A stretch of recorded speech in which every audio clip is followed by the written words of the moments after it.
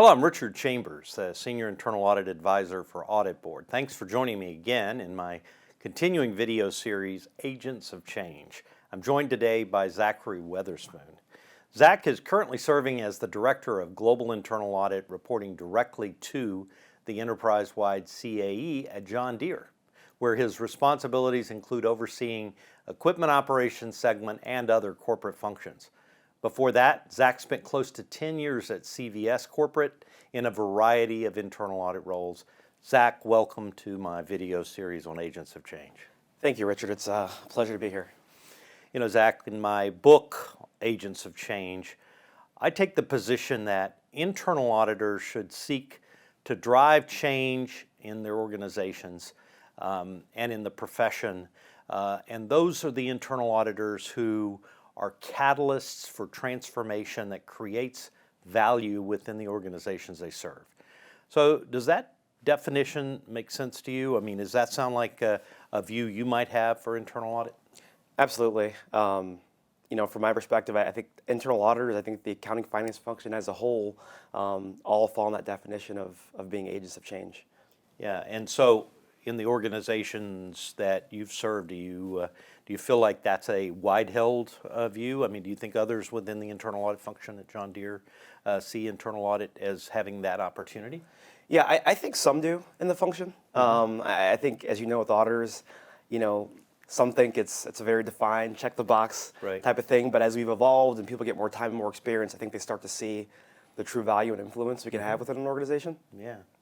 So what about the key stakeholders for internal audit at John Deere, your board and management? Do you think that's a view that they think internal auditors, a role that they think internal auditors should play? Again, I think some do, definitely. I would even say the higher you go up, I think the more they think that. Yeah. Because I think they're able to see the broad perspective, the value that you provide. Now, interesting about your book is, what I like is about that catalyst for change that you talk about.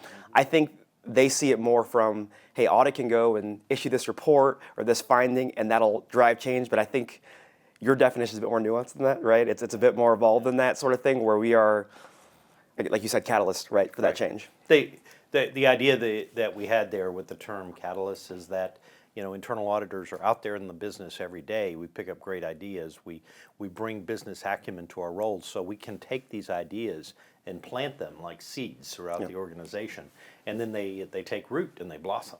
Absolutely. Yeah. Absolutely. Yep. So do you think your stakeholders are? Do you think they value assurance or advice more, or does it vary? I think it varies. I'll say at the organization I'm at, we have just started going on this journey of what I'll say is advisory work. I think historically, audit's been thought they do audits, they issue findings, and that's the way it goes, right? And I think we started to tell them that we can be much more than that. We can be more consultative and, have a seat at the table, right, and help you guys solve some of your problems. These last 2 years have been incredibly disruptive, starting with COVID, continuing with all of the supply chain disruptions, and now inflation and war in Europe and everything else that's been going on. How does John Deere's internal audit function ensure that it's identifying and monitoring the kinds of risk that could swiftly undermine the company, that could be disruptive to the company going forward? Yep. Look, I think what's nice about Deere is we have a very good ERM function, right? We just kind of overhauled it, and I think made it, from my perspective, best in class. And is it part of the internal audit function? It is, and so there's another leader, and I work very closely with her, right, to make sure I understand what those risks are, and then my team will go in and say, hey, where can we add some value, provide some assurance work to help, provide guidance that management is properly mitigating those risks. So that close relationship, almost integrated relationship there with ERM helps a lot. Absolutely. Absolutely. Good. Yeah, I talk a lot about this importance of collaboration, and it's much easier to collaborate when you're integrated, right? I agree. Absolutely. 100%. Good. So one of the top challenges facing the profession in 2022 is talent management. It's really challenging for internal audit departments to recruit and retain the talent. There's just so much demand out there especially for some of the specialized risks like cybersecurity and some of the other risks that companies are facing right now. So how does Deere go about identifying and retaining its internal audit talent? Yeah, like I think you hit the nail on the head. Everybody's experiencing challenge of the talent. I think what's unique about Deere is I think we all see ourselves as accounting and finance professionals overall, and so I think we as a function, one, try to tackle that together. How do we get over that hurdle? I don't think we're unique. I think we try to first show the value that we provide as an organization, make sure our employees understand that, right? I think we have great benefits that we offer our employees. And then, in addition to that, I think it's training, right? I think you talked about cybersecurity, ESG, I think is a hot area and things like that. So if the talent's not out there, how can we develop the talent within, is what I would say. And look, one thing I'll also add is retention. I think at Deere, one thing is great is I think we're really good at retention. I think it's not common to find people there 20, 30 years and that don't want to leave. So that's great. Good. And do you guys, what from a strategy, HR strategy standpoint right now, are you flexible with remote working? How are you adapting to the sort of the post-COVID workplace environment? Yeah, that's definitely a loaded question. And what I'll say is guidance has been it's really a decision between that employee and their supervisor. And so I think in most places you'll find a mix. You see people coming in every day, and others remote is what works best for them at the time.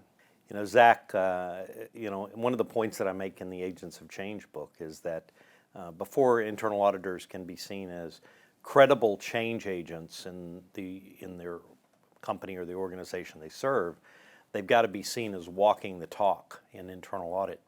Are there things that you guys have done or continue to do that are progressive in terms of the kinds of changes you're making to internal audit itself? Yeah, I think so. I think I touched on it a little bit earlier. We went on a journey in the last couple of years to really push our risk-based audits and advisory reviews, which is relatively new for the organization, right? I think we've been very accounting and finance focused, and I think we've kind of shown that, hey, there is a lot more value you can provide beyond that. And again, that comes back to the ERM. And so whether it's looking at risk related to supply chain, things like that, we've been able to get in there, do some work, and provide some good feedback to management on how, hopefully they can do things better. That's great. One of the terms that I've used over the years to describe the kinds of things that internal audit can do to gain greater efficiency, I talk about what I call the capacity multipliers, the kinds of tools and techniques and technology that internal audit can adapt or adopt that allow for a smaller department or fewer resources to have even greater impact. Things like the kind of technology tools of audit management systems and risk management platforms and so forth. Are there capacity multipliers that you guys use that you're particularly proud of? I think this is not a plug, but we did implement Audit Board a couple of years ago, and I got to be honest, it's been a game changer for us. With our IT manager who helped implement that, he had shared that we saved thousands of hours. We had older tools before that just were not as efficient, and so by putting that system in, it really was a big deal for us in regards to being more efficient with our time. So that kind of technology, the solutions that Audit Board and others provide, helped you guys get through the pandemic maybe a little more efficiently, would you say? Absolutely. My CA actually just made that comment a couple of days ago, which is that without Audit Board, it would have been impossible, right? Everything from it was one thing to have everybody sitting in the same office together and to deal with some of the challenges with our systems. But once everybody went remote, we really needed, this more advanced technology and these workflow tools for us to be able to do our work. So that common platform everybody can tap into. Absolutely. Including even your ERM folks, right? Yep. Yeah, Yep. absolutely. That's right. Good. So Zack, the research we did in advance of our book, we went out and surveyed more than 600 chief audit executives around the world, and we said, what are the characteristics, the attributes that the very best internal auditors who are agents of change, what does it take to be an agent of change? We call it the right stuff. And what we heard came down to four key attributes: that agents of change have strong business acumen, a strategic mindset, they're relationship centric, and they're innovative. Does that list sound right to you, or are there other things that you would add to as far as what it takes to be a change agent? Yep, I think broadly speaking that those are all absolutely right. If I were to add a few things, I would say being trustworthy, ethical, honest is one. I think being open-minded as another. And then finally, I think being persuasive and an influencer, right? I think it's hard to push change if you can't get people to want to go along on that journey with you. Those are actually topics that I discuss in an earlier book, being a trusted advisor. Trusted advisors' key attributes for outstanding internal auditors, because that ethical resilience is so important. If people don't believe we're ethical, we're not going to have much luck getting them to change or getting them to listen to us even, right? Absolutely. Good, good. You know, I'm often asked about my views on the future for internal audit.